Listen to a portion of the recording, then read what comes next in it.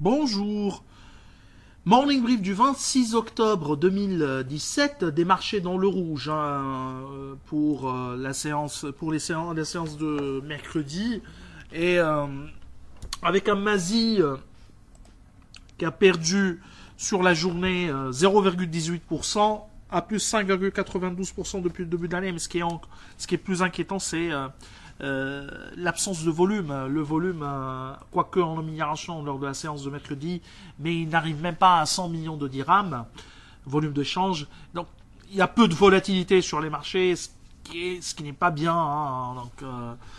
Les actions, c'est la volatilité, quoi.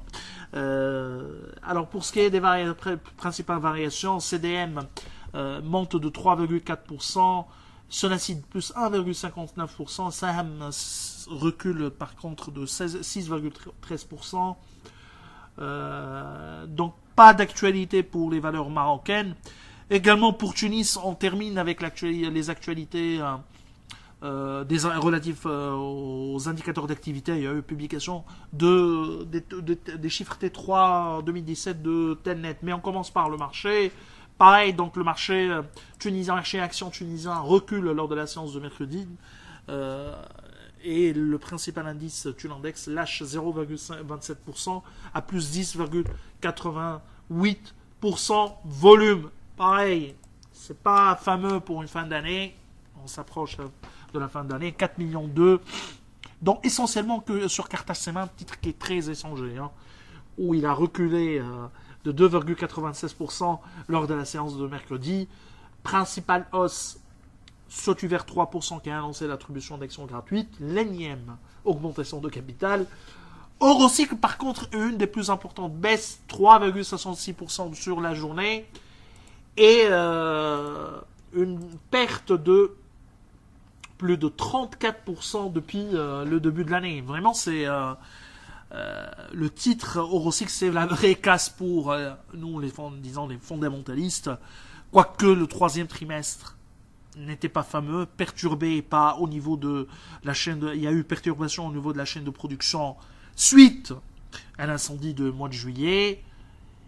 Mais également, je pense que les dirigeants de Eurocycle doivent assumer en responsabilité. Ils ont une part dans cette contre-performance du titre en annonçant des contrats et du potentiel chiffre d'affaires sans qu'il y ait réellement de la concrétisation. Donc il faut que les dirigeants se calment un peu, continuent de travailler puisqu'ils sont un très bon business, un très bon modèle économique pour Eurocycle, se concentrer sur le travail, se concentrer sur le développement. Une fois ces contrats se concrétisent, on les annonce.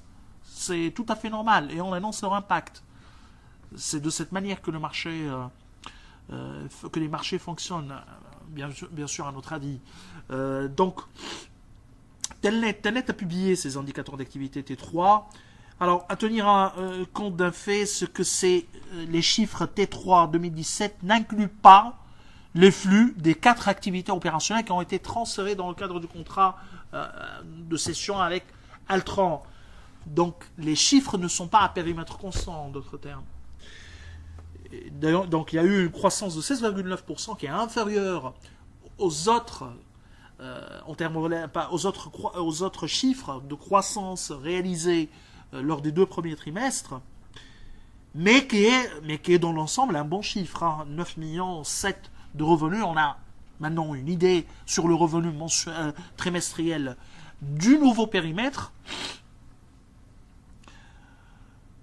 Et par contre, si on regarde la marge d'EBITDA, pareil, elle est à 11,8%. On est sur une marge d'EBITDA, disons, de 12-13%, alors que sur l'ensemble de l'année, la marge d'EBITDA, elle est de 16%. Et la croissance des revenus est de 21,4%, 33 millions de 6 de chiffre d'affaires. Sur l'année, presque 33 millions 7 et un EBITDA de 5 millions 5, 16,4% de marge d'EBITDA. Ce sont des chiffres très importants. Et nous, on table sur un chiffre d'affaires global de 43 millions de dinars sur l'année 2017 et un EBITDA de 6 millions, de 6 millions 5. C'est réalisable. Ce sont des chiffres qui sont décidément réalisables avec 1 million de dinars d'EBITDA à réaliser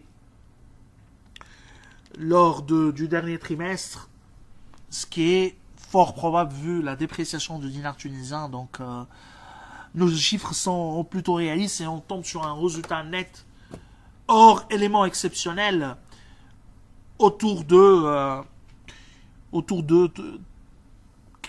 un peu plus de 4 millions 2 à peu près, 4 millions 3, 4 millions 3, 4 millions 4 de dinars, ce qui nous donne un PE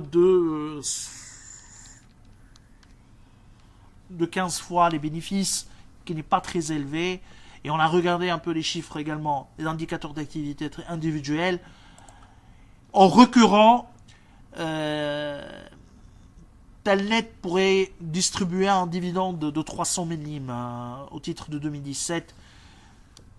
Pareil, ce qui nous donne un EBITDA, un rendement de 5,2%. Donc, c'est un rendement qui n'est pas mal. Qui est pour une activité telle que l'ingénierie logicielle et IT services. Donc, on confirme notre optimisme. En attendant les chiffres sur tout ce qui est transfert d'activité, puisqu'on n'a pas pour le moment un chiffre exact sur les plus-values réalisées et le dividende qui sera versé sur l'exercice 2018 perçu en 2019 et qui va impacter le résultat déjà consolidé en 2017. Alors je vous souhaite une excellente journée. Au revoir, à demain.